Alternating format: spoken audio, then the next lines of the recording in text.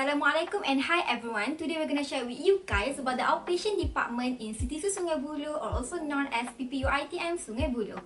Here are our group members, me myself Izati, and then we have Huda, Shahira, Hazika, Farisha, and also hospital background. So CTC Sungai Buloh, or also known as UiTM Medical Specialist Center atau dalam bahasa Melayunya Pusat Pakar Perubatan UiTM Sungai Buloh.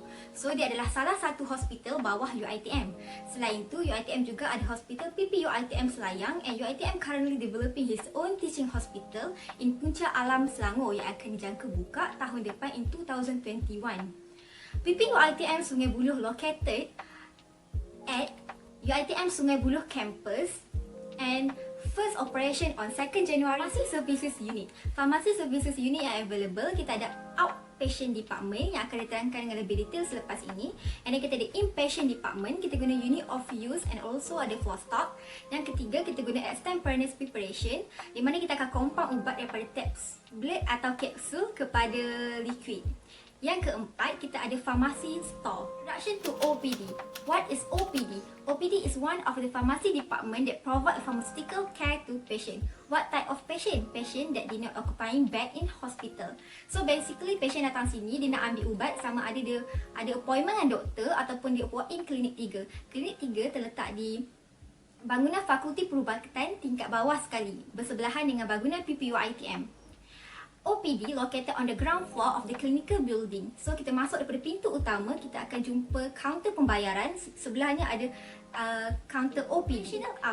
Operational hours daripada Monday to Friday, daripada pukul 8 pagi hingga 5 petang. Sabtu, Ahad, public holiday tutup. So kita akan rehat daripada pukul 1 petang hingga 2 petang. Tapi kalau kita ada lunch call, kita akan rehat lambat sikit daripada pukul 2 hingga 3 petang. Student pun ada lunch call. Organizational chart. So kita ada Head of Pharmacy, Encik Nur Azmi bin Badrul Zaman. Kita panggil Encik Azmi. Staff kat sini panggil Boss. And then kita ada Head of OPD, Puan Afzan. And then kita ada Pharmacist, Miss Umi. And then kita ada PPF, Madam Dayah. Madam Dayah kerja kat sini lama dah, daripada start buka lagi dengan Encik Azmi. And then kita ada Miss Iza. Miss Iza waktu time kita orang, dia adalah preceptor kita orang. Dia akan uruskan pasal logbook, punch card semua. And then kita ada Madam Diana, Madam Hajar, Miss Sitino dan juga Encik Hafiz. Okay, now let's continue with set up in outpatient department. So, macam mana Hospital CTC Sungai Buloh susun all the medications in OPD adalah diorang akan classify according to class of drugs. For example, dekat gambar ni adalah antibiotic drugs. Okay, contoh class of drugs yang kita ada adalah macrolides. Okay, macrolides, under macrolides kita ada azithromycin, clarithromycin and also erythromycin. And then bila ada sound alike ataupun look alike drugs, kita akan susun jauh-jauh. Means dia akan asing lah, terasing. Bukan kita akan susun dekat-dekat, sebab kita nak prevent from medication error happen. And now for refrigerated medication, kita ada insulin, eye drop and also injection.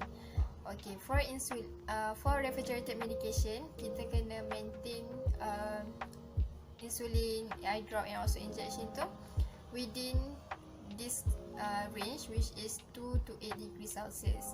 Okay, for insulin, okay, contoh kalau patient tu nak ambil lambat ataupun missing in action, kita kena store balik insulin tu dalam fridge sebab kita nak maintain the effectiveness of the insulin. And then eye drop yang biasa ada di CTC adalah chloramphenicol eye drop. And then for next, inhaler kita akan simpan dalam kabinet. The best thing in Hospital CTC Sungai Buloh, we have many types of inhaler. For example, we have Ellipta, Respimat, Turbohaler, Easyhaler, MDI and many more. So bila kita ada banyak jenis inhaler, kita we student manage to learn more on how to use and how to handle all this type of inhaler. And then next, kita ada topical cream and also ointment. Topical cream and ointment ni kita akan dekat OPD CTC disusunkan dalam satu area sahaja. So, bila cream and ointment paling tricky dekat sini, kita kena sentiasa check. Bila kita filling, kena selalu check sama ada kita ambil yang betul ataupun tidak. For example, betamethasone valerate, we have two types, which is betamethasone valerate cream and also betamethasone valerate ointment. So in case ada patient dia nak cream, tapi ada student dia feeling dia ambil ointment, so tu dah berlaku medication error. And the last one is quarter medication. Okay, what is quarter medication? Quarter medication ataupun kita panggil ubat kuarta adalah ubat yang special untuk orang tertentu sahaja, iaitu orang yang ada special card ataupun kita panggil kad kuarta. Okay, ubat kuarta ni bukan semua ubat tau. Hanya ubat-ubat yang tertentu saja. Contohnya kalau ubat kencing manis kita ada empagliflozin ataupun brand name dia Jardiance. And then untuk inhaler kita ada Relva Ellipta. So tu antara contoh-contoh ubat kuarta lah. So ubat kuarta ni patient hanya boleh ambil sekali saja dalam sebulan. Hi, Assalamualaikum. So I'm going to talk about job scope as a pharmacist assistant. Okay, firstly, refilling low stock medicines in the specific bins. So basically, student akan refill ubat dalam pukul 8 pagi. And then after lunch hour dalam pukul 2, and last one before balik dalam pukul 4.45 macam tu. Okay, point number 2. Handling numbering counter.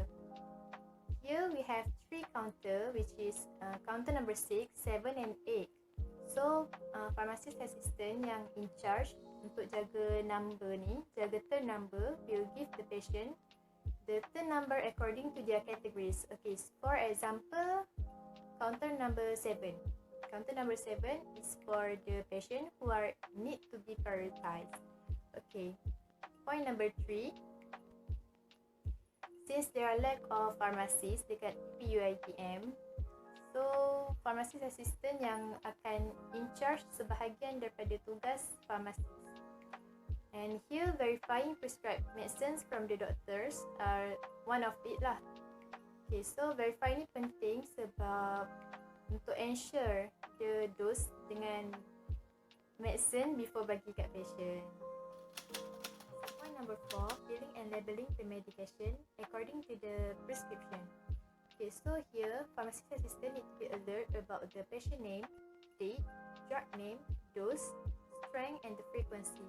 So this is why the next point will be very important, which is counter checking medication filled by another personnel. The counter checker need to be very meticulous in checking to reduce the medication error. Okay, next, dispensing medication. This is the last flow for the patient to get their medication. So, for the first time user of devices such as insulin or metered dose inhaler, this is where they will get their counseling station. Untuk complaint box atau peti aduan, peti aduan ni ada dekat atas kaunter numbering dekat sebelah kiri. Okay, untuk fungsi peti aduan ni adalah untuk patient kalau dia nak bagi feedback or make any complaints about the pharmacy, so they can fill the form dan masukkan dalam peti tu. So nanti pihak farmasi akan tengok patient punya feedback atau complaint, so daripada situ diorang akan memperbaiki servis apa yang perlu. We'll talk about medication return. Okay, medication return, usually patient will return unused, unwanted atau expired medication. So maksudnya ubat yang diorang dah tak nak, atau ubat tu dah terlebih stok dekat rumah, ataupun ubat yang dah expired, so diorang akan return dekat farmasi. So once diorang return dekat farmasi, contoh macam ubat tablet atau kapsul.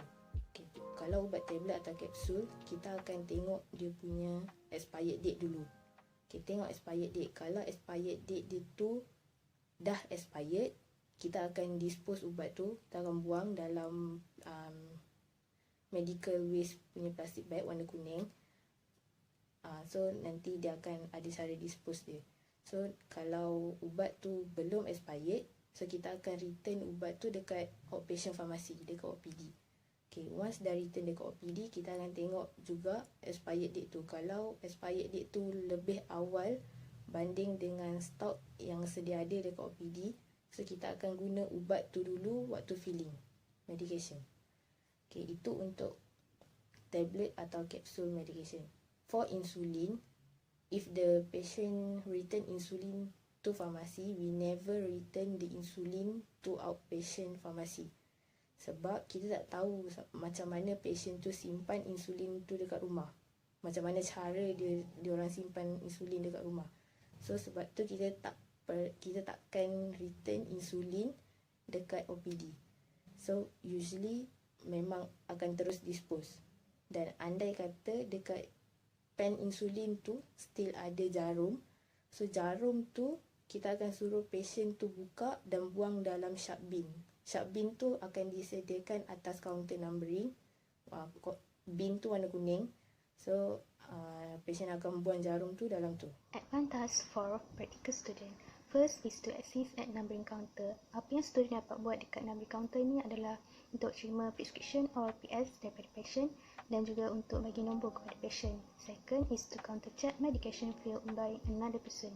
Counter check ni sebenarnya adalah tugas pharmacist or pharmacy assistant, tapi student sometimes dapat juga peluang untuk counter check ni lagi-lagi waktu lunch hour. Next is to verify partial prescription and to dispense medication under the supervision of pharmacist or pharmacy assistant. Sometimes staff akan panggil student untuk verify prescription dan juga untuk dispense medication kepada patient. The last one is to taking computer and written test.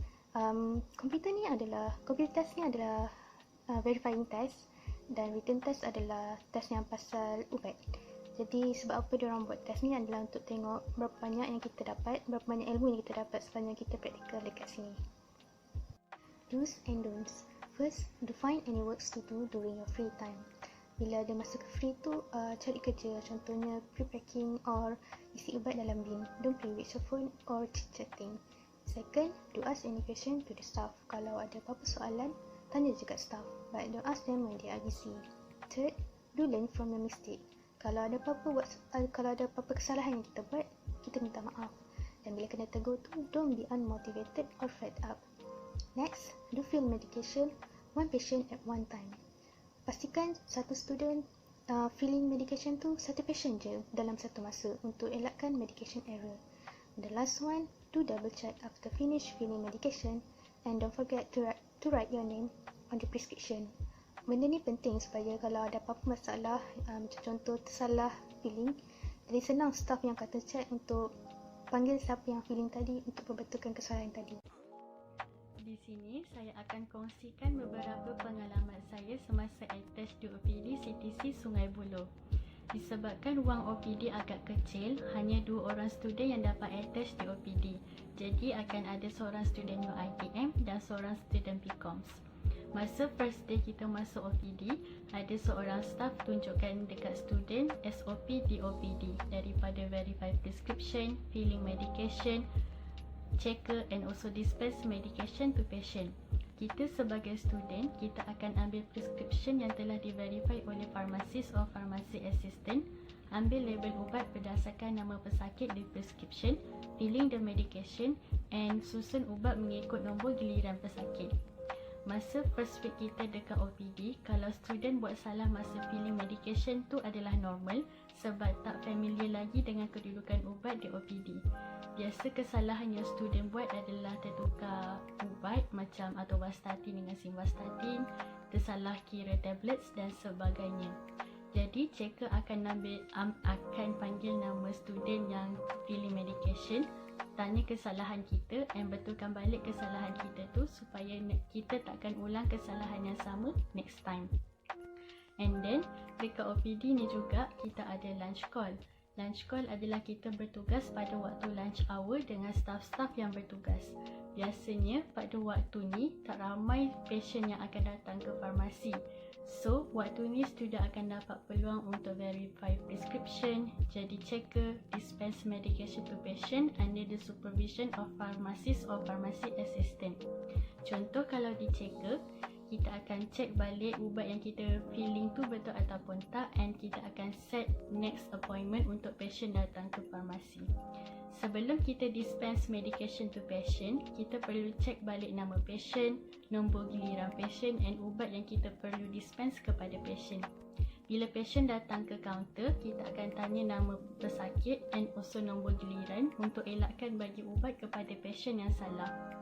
Biasanya, di farmasi juga, kita akan refill ubat dekat bin ubat yang dah kurang ubat sebelum balik, supaya esok pagi kita tak akan kalang kabut untuk refill ubat pada waktu pagi.